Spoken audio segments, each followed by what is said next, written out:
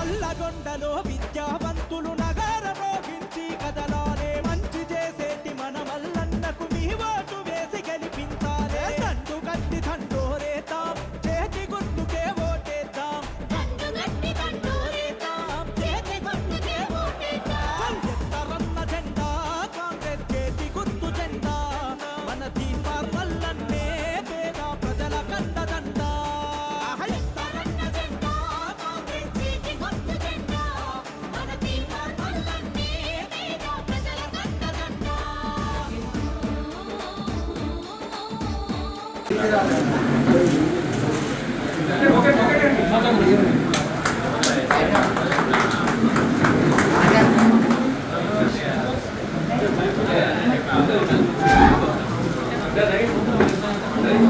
ఒక టాప్ యూనివర్సిటీలో ఒక కీలకమైన కోర్సు చదువుతూ జీవితం సెటిల్ అయిపోయినటువంటి అమ్మాయి.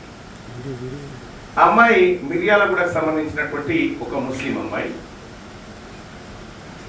ఆ అమ్మాయి మెరిట్ స్టూడెంట్ కారణంగా అమెరికా పోవడానికి అవకాశం ఉండి పోలేక కన్నీళ్లు పెట్టుకుంటున్న ఆఫీస్కి వస్తే ఆ ఓవర్ నైట్ లో 13 లక్షల రూపాయలు మీ అందరి దగ్గర జమ చేసి ఆ అమ్మాయిని అమెరికా పంపించి చదివిపిస్తా ఉన్నాం సార్.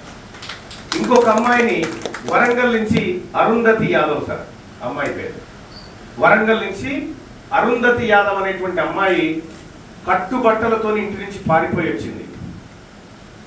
పారిపోయి వచ్చి వాళ్ళ నాన్న పెళ్లి చేయడానికి ప్రయత్నిస్తా ఉన్నాడు.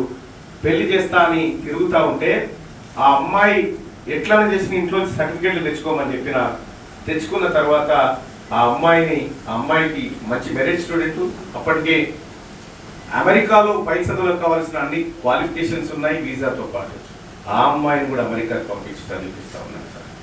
ఇంకా అంతేకాదు సార్, నా కూతురు, ఇది అసందర్భమైనటువంటి విషయం అమ్మాయిని తీసుకురావడం, కానీ నా కూతురుకు జరిగినటువంటి శారీరక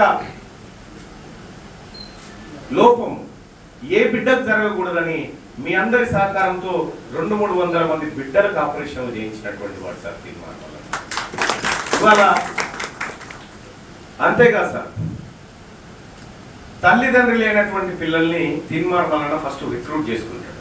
ఆ పిల్లలకు ట్రైనింగ్ ఇచ్చి, ఆ పిల్లలకు శిక్షణ ఇచ్చి, ఆ పిల్లలకు ఉద్యోగాలు ఇచ్చి, ఆ పిల్లలకు ఉన్నత స్థాయికి తీసుకుపోయేటువంటి ప్రయత్నం చేస్తాం సార్. కొంతమంది పిల్లలకు పెళ్లి చేసే ప్రయత్నం కూడా చేసి అత్తగారికి తోలించాం సార్. ఇది అంటే నాకున్నటువంటి క్వాలిటీస్ ఏందో నేను మీ ముందు పెట్టుకున్నప్పుడు నాకు ఓటేయాలా వద్దా అనేటువంటి ఆలోచన మీకు వస్తుంది సార్. అందుకోసం నేను మేనిఫెస్టోలు చదివి లేకపోతే ఆయన ఇట్లా ఈయన అట్లా అని చెప్పట్లేదు సార్, చెప్పను కూడా. ఎందుకంటే ఆయన అట్లా అన్నప్పుడు నువ్వు ఎట్లా అనేది నేను చెప్పాలి కాబట్టి మీ ముందు పెడతాను. దయచేసి మీరు ఒకసారి ఆలోచించండి. తీన్మార్ మల్లన్న చేసినటువంటి కార్యక్రమాలు చూస్తే సార్, పేద బిడ్డలకు ఎంతో మందికి ఇల్లు కట్టించిన సార్. ఎక్కడి నుంచి వచ్చినాయి మల్లన్న ఇన్ని పైసలు? మళ్ళా next rice sir, Teenmaar Mallanna team society అని ఒక స్వచ్ఛంద సంస్థ పెట్టినాం సార్. ఆ స్వచ్ఛంద సంస్థకి మీ అందరూ అంటే బహుశా చాలా మంది చేసి ఉంటారు. ఇక్కడ తలా 10 రూపాయలు 20 రూపాయలు అందులో వారేస్తే ఎక్కడ తోచిన సహాయం అక్కడ చేసుకుంటూ వచ్చినాం సార్. వాస్తవానికి కూడా నేను కొన్ని హాస్పిటళ్లను మోసం చేసిన సార్ నా జీవితంలో. ఎందుకంటే ట్రీట్మెంట్ అయితే చేయలేదు, పిల్లలకు నేను గడత పైసలు అని చెప్పిన. ఇప్పటి వరకు కట్టలేదు. 1, 2, 2, 3 ఉన్నారు, కట్టేస్తుంది సార్. అట్లేం లేదు. కాకపోతే ఆ పాప ఇంపార్టెంట్ సార్ నాకు. వాళ్ళు కూడా పాపం నవ్వుతూ వాళ్ళ అంగీకారం మీకు వెళ్ళినప్పుడే ఇవ్వండి సార్ అని చెప్పారండి. అయితే సార్, ఇవి నేను పనిచేసినటువంటి పనులు సార్. నేను క్యూ న్యూస్ ఛానల్ ఏదో పెట్టి నరికి చెండాడి దీనికోసం పెట్టలేదు సార్. నేను జర్నలిజం చేస్తున్నప్పుడు నేను రాసిన వార్తలు ఎవరైనా కట్ చేస్తే బాధపడుతుంది సార్. ఎందుకంటే నేను చూసింది చూసినట్టే రాస్తా, విన్నది విన్నట్టే రాస్తా. అది జర్నలిజంలో నేను నేర్చుకున్నటువంటి అంశం సార్. ఒకనొక రోజు ఒక మహిళ డీజీపీ గారి ఆఫీస్కి పోయి తీన్మార్ మల్లన్నను అరెస్ట్ చేయాలని చెప్పి డీజీపీ గారికి వినతి పత్రం ఇచ్చింది. డీజీపీ గారికి వినతి పత్రం ఇచ్చి బయట మీడియా వస్తే మీడియాతో మాట్లాడింది ఆ అమ్మాయి.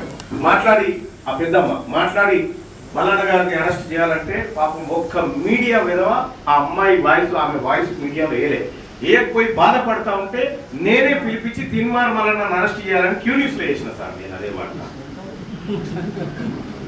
అందరికీ సమాన వాయిస్ ఉండాలని చేసిన.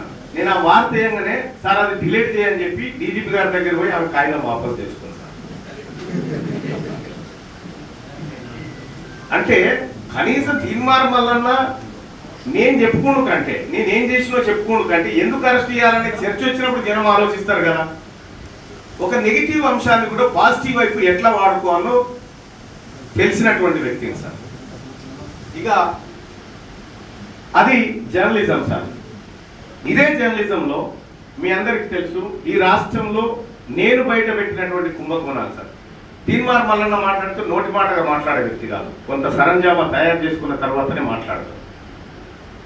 ఎన్ని కుంభకోణాలు, ఎన్ని భూకుంభకోణాలు, ఎన్ని అక్రమాలు, ఇవన్నిటినీ తీన్మార్ మల్లన్న మీ అందరి ముంగట ఎవిడెన్స్తో సహా తెచ్చింది సార్. ఇప్పుడు యూట్యూబ్లో ఉంటే మీరు చూసుకోవచ్చు. నేను భవిష్యత్తులో జరగబోయే అంశాన్ని కూడా చెప్పిన. 2019లో ఆగస్టు 23 తారీఖు నాడు ఒక ప్రెస్ మీట్ లో ఒక వీడియో రిలీజ్ చేసి చెప్పిన, భవిష్యత్తులో మీ భూములన్నీ నాగమవుతున్నాయి చూసుకోరని చెప్పిన అన్నట్టుగానే అయినాయి సార్. అలాగే భూ రికార్డుల ప్రక్షాళన పేరు మీద భూ రికార్డులన్నీ మాయం కాబోతా ఉన్నాయని చెప్పిన అన్నట్టే అయినాయి సార్. ఈ చుట్టుముట్టున్నటువంటి భూములన్నీ కొల్లగొట్టబోతా ఉన్నారని చెప్పిన అన్నట్టుగానే అయినాయి సార్. పరిశీలన చేసుకోండి. ఇప్పుడు పోటీ చేస్తున్నటువంటి అభ్యర్థులను ఓ ముగ్గురు ప్రధానమైనటువంటి అభ్యర్థులుగా ఉన్నారు కాబట్టి వాళ్ళని ఒక పేరాలో రాసుకొని వీళ్ళకి ఎందుకు ఓటేయాలని ఒకసారి ఆలోచన చేయండి. ఆ ఓటేసేటువంటి క్రమంలో తీన్మార్ మల్లన్న ఏం చేసిండు, ఇంకొక పార్టీ అభ్యర్థి ఏం చేసిండు, ఇంకొక పార్టీ అభ్యర్థి ఏం చేసిండు అనేది అందులో కనుక మీరు రాసుకొని, ఎస్ నిజంగా తీన్మార్ మల్లన్న ఈ పదవికి అర్హుడే, ఇతను మా ప్రతినిధిగా ఉండడానికి అర్హతలు ఉన్నాయని మీరు భావించినప్పుడే నాకు ఓటేసి గెలిపించండి.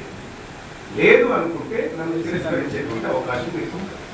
ఇంకొక విషయం ఏంటంటే, తీన్మార్ మల్లన్న ఇప్పుడు పట్టభద్రులు తీన్మార్ మల్లన్న ఈ 3 ఏళ్ల పదవి కాలానికి పోటీ పడతాం. ఇంతకంటే ముందు జరిగినటువంటి పట్టభద్రుల ఎమ్మెల్సీ ఎన్నికల్లో కూడా దాదాపు 1,50,000 ఓట్లను మీరందరూ కలిసి నాకు ఇచ్చినారు. ఆ ఓట్ల ద్వారానే నేను ఆ రోజు అంత పెద్ద ప్రభుత్వాన్ని ఎదుర్కోవడానికి ఒక శక్తిని ఇచ్చినారు మీరు. ఆ శక్తిని ఇచ్చిన మీ అందరికీ ముందుగా ధన్యవాదాలు తెలియజేస్తాను.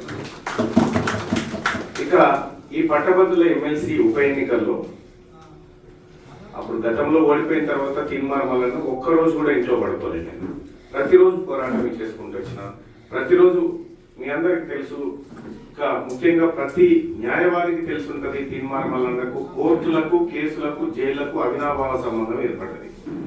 ఏడికి పోయి వస్తున్నా అంటే ఇప్పుడు ఆడ పేషెంట్కి పోయి వస్తున్నా, ఏడికి పోతున్నాం అంటే ఇక నల్గొండ పేసి వాళ్ళ ఇంటి గారు ఇన్నే ఉన్నాడు. ఒక విచిత్రమైన కేసు చెప్తా, లొట్ట పీసు కూడా కాదు అది. ఇంకా నేను ఒక అంశాన్ని ప్రస్తావిస్తే ఆ అంశాన్ని సపోజ్ ప్రెసిడెంట్ గారు మంచిగా అనిపించిందని వాట్సాప్ లో స్టేటస్ పెట్టుకోండు. ప్రెసిడెంట్ గారు వాట్సాప్ స్టేటస్ చూసినటువంటి ఇంకొక అతను హట్ అయిపోయి అది నన్ను గాయపరిచిందని, ఆయనకు నాకు ఇక్కడ కనెక్షన్ లేదు, మేము కలిసింది లేదు, పాలోళ్ళు కాదు, చుట్టం కాదు, గట్టిపక్కబడి గట్టి కూడా లేదు. ఆయన హట్ అయినా SC ST అట్రాసిటీ కేసు పెట్టింది నా మీద. ఆ రోజు నేను మేడంతో మాట్లాడిన జడ్జి గారితో, ఇది ఎట్లా కేబుల్ అవుతుంది అంటే మేడం కూడా పునరాలోచనలో పడ్డది. పడ్డ తర్వాత ఆ రోజు సరే అందరిపైన ఒత్తిడి, అందరిపైన ప్రెషర్ కారణంగా ఆ వ్యవహారం నడిచిపోయింది. తీరా ఏమైంది ఎరికైనా, హట్ అయిపోయినటువంటి వ్యక్తి